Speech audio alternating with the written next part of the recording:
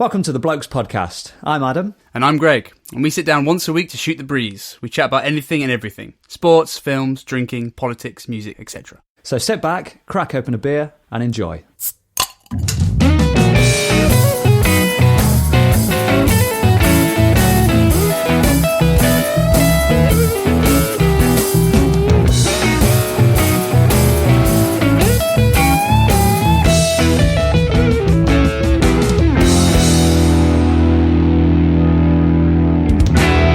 Good evening, mate. How are you? I'm very good, mate. How are you? Yeah, not too bad. Not too bad. Today's felt like a long one. Yes, I'm with you. Actually, I feel like we're on the same vibe today, which is good. Yeah, like, it's always interesting when one person's had like a long day, other ones, you know, they've had a great day. Chipper, chipper, upbeat. But I feel like we've been through it today a little bit. Yeah. But we've been through the other side, and now we're here, mate. We're here. Yeah. Oh, we've made it. We've made it. And today is definitely a good podcast day. Oh yeah. Do you know why? I think I know why, but why don't you tell me why? Dear listeners, today we have a very special guest. However, it is not a person, it's a beer. Or two, actually. We've got a couple of beers. So I think we should dive straight into it because this is super exciting. I'm very excited. And I just got these first couple out of the fridge, okay? So we are very lucky guys, very lucky blokes today because we've been sent a little boozy gift from a friend of ours, our friend Lee at SlyBeast Brewing. They've sent us a couple of beers, okay? So we're super excited. Today we've got, in fact, we're going to kick off with a SlyBeast lager, okay? So here's how it sounds. Oh yeah. Oh yeah. And can I just say, the feel of these cans, they've put some sort of like matte finish on the sticker for the cans, and I almost don't want to pour it out because I kind of want to hold this. But maybe keep half in the can. Good shout. And then half in the glass. And then see if it enhances the experience. So, yeah, you're right. The feel of this can is fantastic. It's kind of like, it's like the equivalent of, you know, when you see those Lamborghini 4x4s with like a matte black finish. Yeah. That's how I imagine 100%. they feel. Yeah. It's got this kind of, this like matte finish to it, which is fantastic. Straight away, I can see that this, it's like a kind of, it's a very sort of greeny yellow colour. Yeah. Yellow tinge, which is impressive. I didn't expect that coming out the can. No, it's nice. Definitely bubbly, very lagery looking. Fantastic. Oh, it's nice and bright. Oh, yes. It's exactly what I needed today. After a long day, nice and bright. It's 4.3% SlyBeast lager.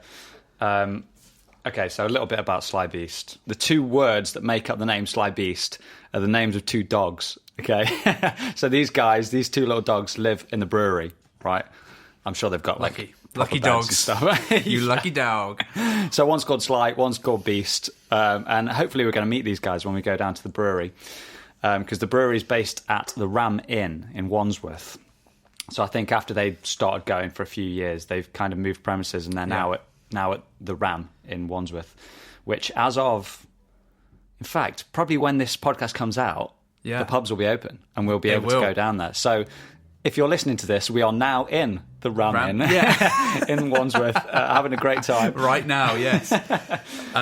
Yeah, man, so good. I'm just going to give a nice little bite-sized chunk of what I think of this. Crisp. Yeah. Light, fresh, moorish. Hell yeah. You can sink a lot of these in no time. It's probably a good job we've got something different to move on to later, otherwise we would be chugging these right now. They go down so easy. Yeah. I would say it's probably not as carbonated as the average lager. Slightly less. It's still pretty bright and like fizzy, but just slightly less than your standard sort of. It's not overkill, is it? For me, is a good thing, quite frankly, because it's I don't normally go for lagers, to be honest, unless I'm in a certain mood. Yeah. And you know, one of the reasons is because I'm not a massive fan of how like sort of effervescent they can be. Yeah. But this is perfect. This is really, really good.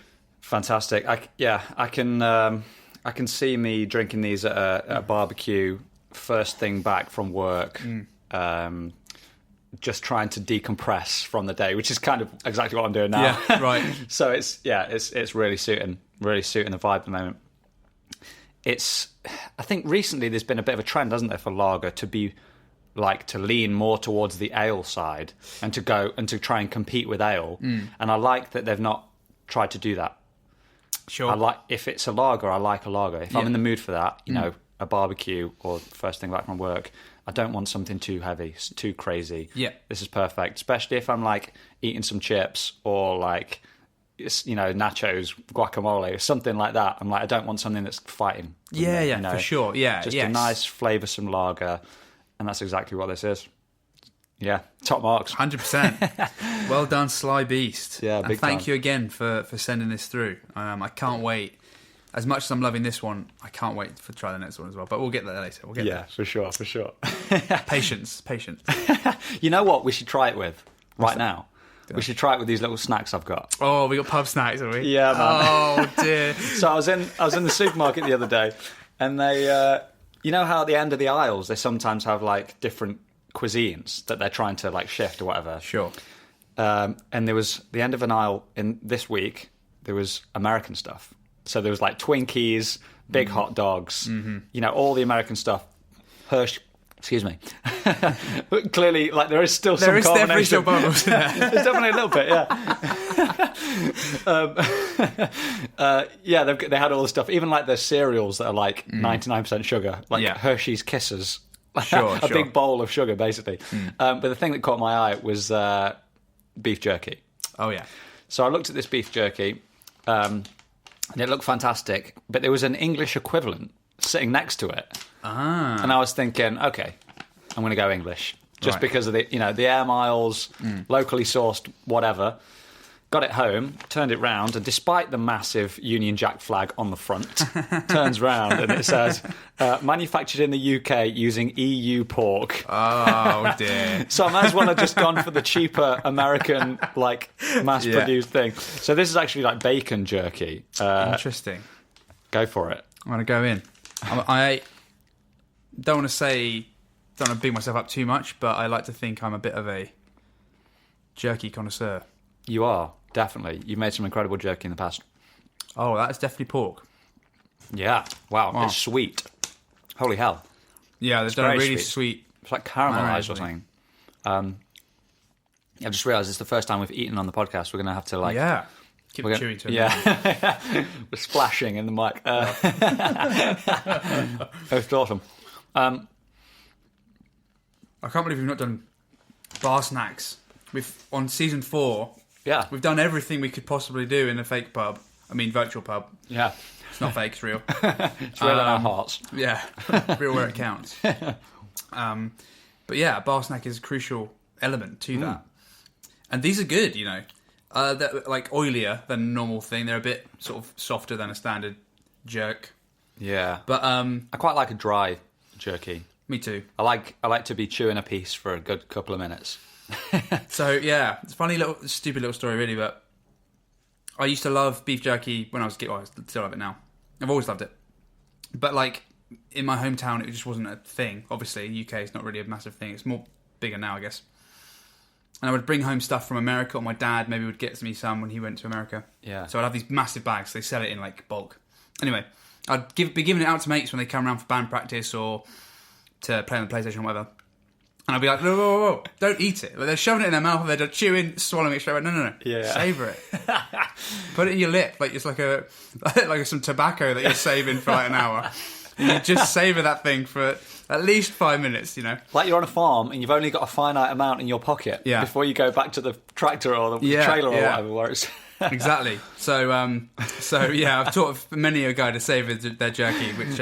Okay, I'll take the hint. I'll slow down, baby. I'm just going to pop a little piece here. I'm just going to pop that between my tooth and my and my cheek. Your dentist will definitely not like it, but you get my thumbs up from me. Fantastic. Right, it tastes great. Oh, especially with the beer. This is awesome. Great shout. Bacon jerky. Oh, yeah. Yeah, I don't know. I think... I mean, this is great, but I think I prefer beef jerky. Okay. I think if I was stuck on a desert island with only one, I'd go beef, but this is still good.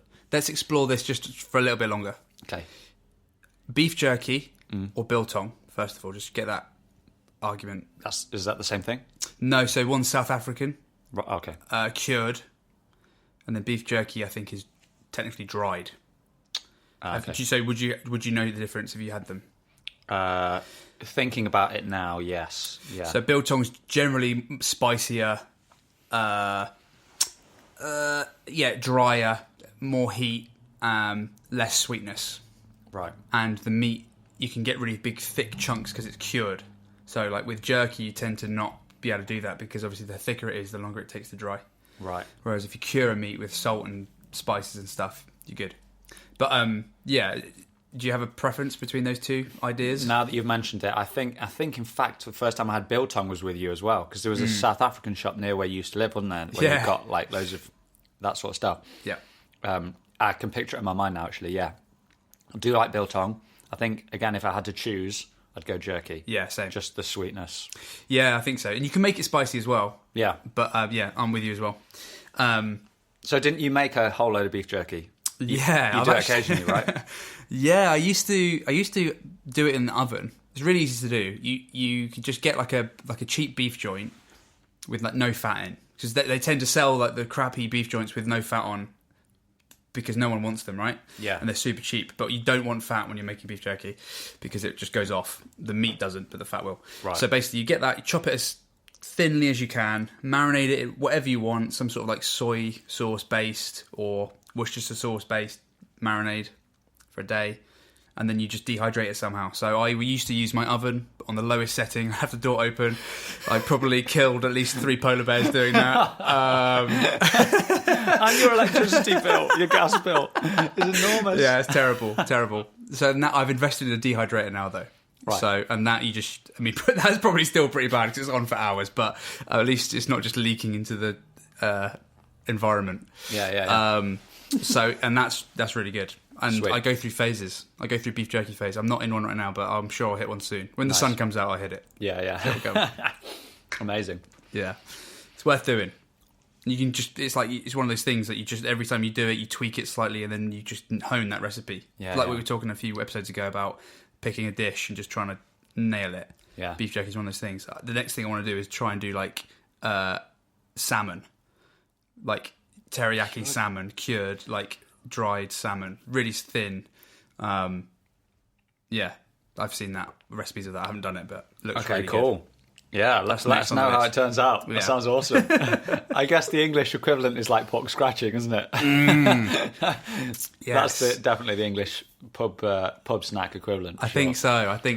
The only downside of beef jerky is that it doesn't have hairs poking out of it. That's true. It all adds to the flavour, I think. It's too easy to forget that it was a living thing. Yeah.